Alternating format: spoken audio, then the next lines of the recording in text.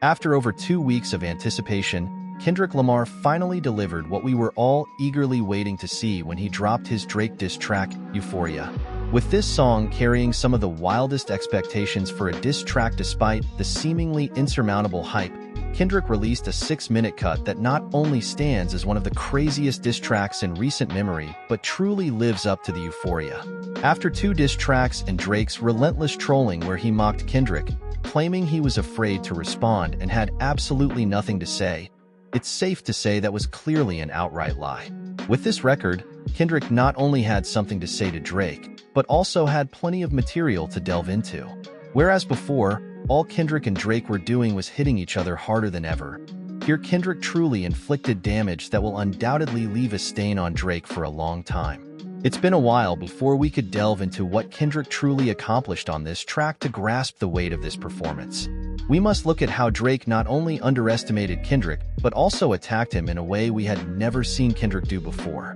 Now, Drake's Flex's record was definitely a strong move on his part, and while Kendrick had a lot to say about everything he did there, Drake's second and much more controversial track, Tailor-Made Freestyle, seemed to ignite an even bigger fire under Kendrick.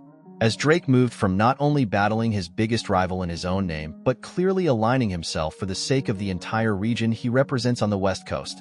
Looking at Drake's now-removed second record using fake versions of Tupac and Snoop Dogg was truly a terrible decision, as Kendrick ends up here with the entire West Coast lineage on his back. And because of this, we see Kendrick attacking Drake loaded in a way few other rappers have been in trouble from the start. At the onset of this track, Kendrick makes it clear that he not only wants to win this battle but wants to destroy Drake once and for all, as he truly despises him. And if some rappers say this, there's a chance it comes off as cheesy or like they're doing too much. From Kendrick's unique behavior and aura throughout the track to the way he expresses his disdain for Drake, all of this not only makes the moment stronger but allows Kendrick's attacks to hit with more weight than anything the genre has seen in a long time. So when it comes to the actual blows that Kendrick throws at Drake from start to finish, he doesn't let up for 6 straight minutes. With every bar he spits, he throws more and more dirt at Drake and simply finds more ways to humiliate him.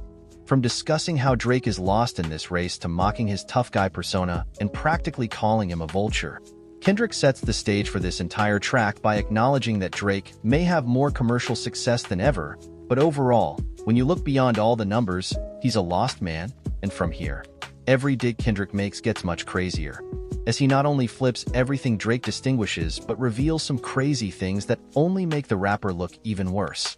Where over the past few weeks, everyone has been running around saying that Drake is the victim in this situation and that the whole industry has come together to destroy him, Kendrick destroys this narrative once and for all by changing the flex lines about this beef being a 20v1, saying it's not a 20v1, it's 1v20 if I have to hit people like you.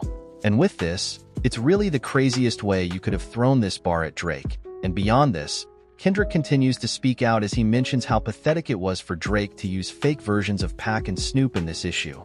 Not only defending Poe's legacy and defending his honor, but also belittling Drake again with the line and fighting ghosts or AI, which again is another super effective way of clowning Drake's whole plan in this beef and calling him out for the questionable way he made that second diss track as a whole. Now, aside from moments like these that show that Kendrick Lamar studied Drake's responses and found ways to shut down all his attacks, Kendrick revealed some truly mind-blowing things about Drake, like him sending a cease and desist letter over something so absurd that Drake did. And it only adds more validity to why Rick Ross criticizes him and shows that trying to shut down people's music with the power of the law is a recurring pattern for him. And just when you think Drake couldn't look worse, Kendrick reveals that Drake approached him for a feature, and while it's not indicated when this was and what the song was, earlier this year rumors were floating around that Kendrick might have been asked to be on a first-person shooter with J. Cole and Drake. And when he declined, instead of fully embracing Kendrick's greatness, they threw some subtle shade to exclude him from the top 2 of the big 3, which only confirms that theory. And from Drake's end, trying to downplay someone you were trying to feature on your album not even a year ago just makes him look even worse now. Beyond digging up dirt and attacking Drake as an artist and as a brand, Kendrick doesn't stop there, as he also gets personal with him.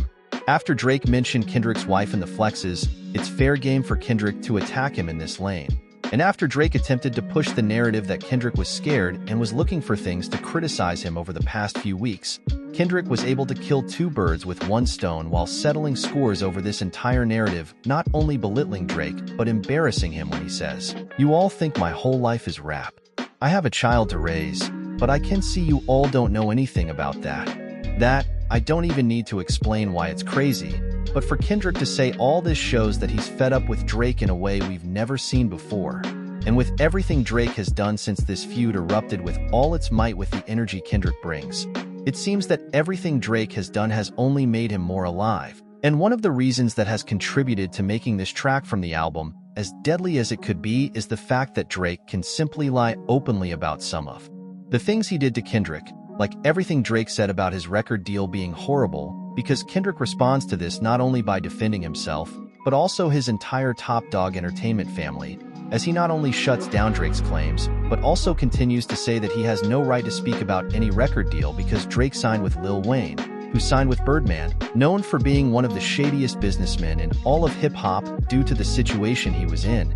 It doesn't hold water when it comes to speaking about other splits now, since Drake and J. Cole said that Kendrick's last album, Mr. Moral, was a failure. This was another thing that Kendrick speaks about because in the opening lines of the record, he not only says that the vulnerability he showed about his life made someone like Drake feel like he could try to attack him personally, but further on in the song, he defends his body of work by saying, "Yes, my first like the last, it's a classic, you don't have it," and time again the way Kendrick is able not only to defend his own image on this track, but also to take down Drake and also Cole's, as this is a direct playing with what Cole said in the 7-minute exercise is truly diabolical and shows that while many people have commented on Kendrick and his credibility in conflicts over the past few months, honestly, when you look at the way he's able to separate everything he has, the competition made it and threw it back in their faces.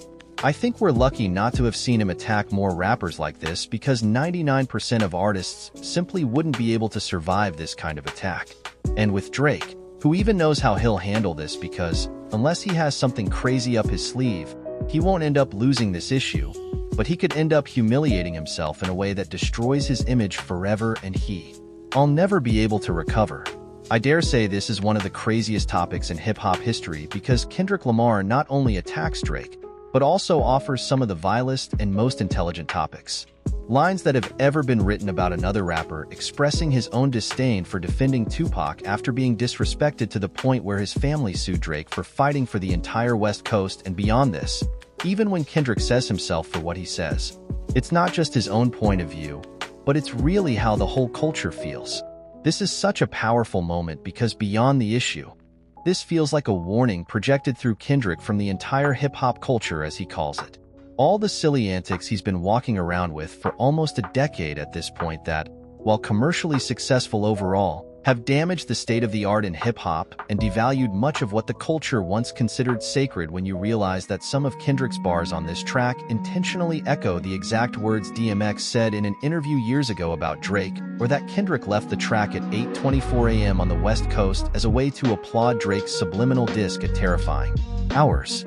3 where he said that Kendrick is not Kobe Bryant. A hip-hop, the more you delve into this track and look at all its details, it feels strange to say, but I don't think there's ever been a disc that's so poetic. Kendrick effectively attacked Drake as a rapper and as a man. I really don't know what Drake can do to score another point in this fight. So with all that said, I think it's safe to say that Kendrick Lamar has just made a power move in rap like few others have done, and at this point, depending on how this track dictates, Drake's next move will not only give Kendrick a clear victory, but will also damage Drake's image forever. So let me know what you think about Euphoria. I can't wait to hear what you have to say, and as there was a lot to unpack in this song, let me know what your favorite part was and if there are any other key moments that I missed. Thanks for watching. Subscribe if you love Kendrick Lamar. See you soon, my legend.